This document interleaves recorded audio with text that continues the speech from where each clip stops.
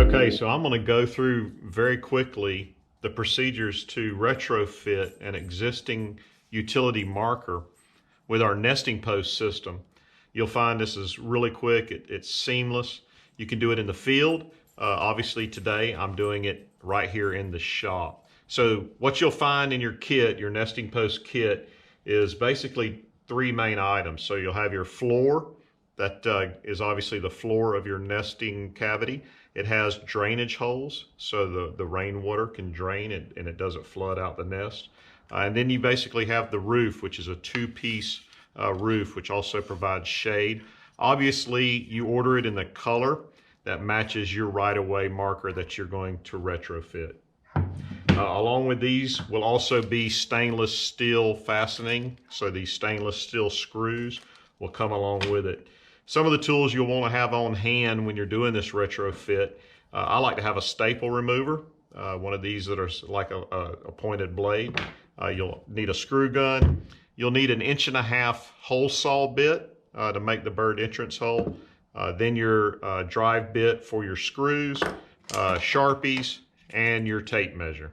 So your first step in the retrofit to install the nesting post is to disassemble the utility marker. Most of them have very small staples holding this top portion on. This top portion, it has all the markings and the warnings on it, and it's high visibility. This is the enhancer, and we're going to remove all the staples so that we can remove this from the pole itself. Once you have all the staples removed from the marker, you can then disassemble the marker. With this particular marker, we have a removable roof cap.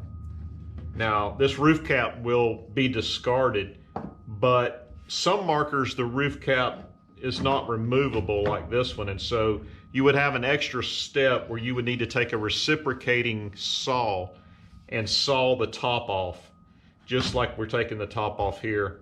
And again, you would discard the top that you saw off with the saw.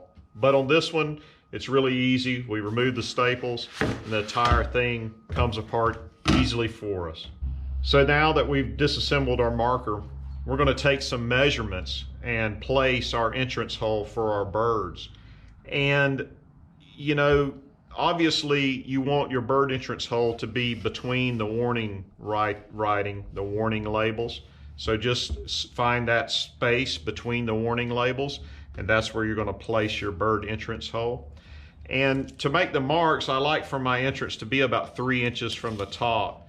So we're actually going to come down about 3 3/4 inches and make a mark. That's where we're going to center our 1.5" bird entrance hole. And so we'll do that hole now.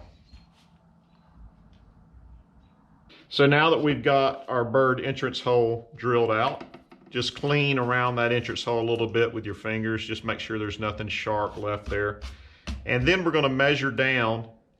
You want about a 6 to 7 inch deep cavity. I'm going to measure down 7 inches and place a slight mark for the placement of our next set screw. So now we're going to take one of our screws, and at our 7-inch mark, we're simply going to screw one of our screws in right into the enhancer.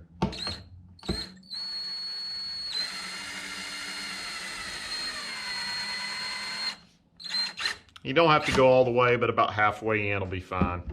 So now we'll set our enhancer aside and start working on the main pole. And we're going to place the floor in the pole here, in the support pole. And remember, the floor has the drilled drain holes in it. So we'll just fit that in. Just kind of snug it right in where it's, you know, even with the top of the pipe. And once you get it in position, we'll then take 3 of these screws, our stainless steel screws, and secure this floor inside the pipe. So I'm just going to go at about 3 places all the way around, securing this floor to the pipe. Okay, so after you got your floor secured, I like to really countersink these stainless steel screws into the pipe so that it's very smooth, because remember, we're going to need this enhancer to slide over top of that pipe. So now that we've got our floor in, we're ready at this time to slide the enhancer back on top of the pipe. So we slide the enhancer back over the pipe all the way down until it comes in contact with our little set screw that we had placed in that earlier step. Then we simply back this screw out.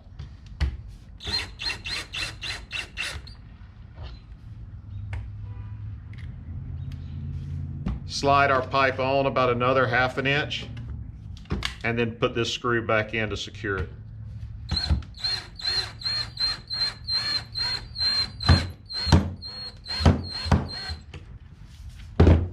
So now our enhancer is secured back onto the pipe. Now it's time to place the roof on.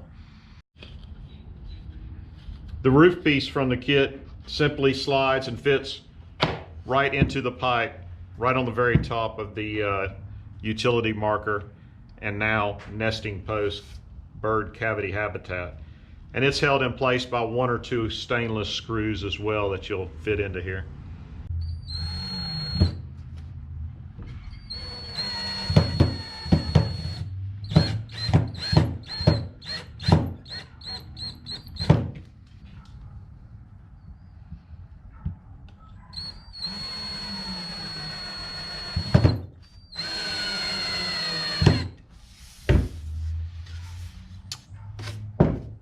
And now you're finished. You've got it all installed. You've got your removable roof and everything's ready to go, and you've just created a bird nesting habitat, nesting cavity.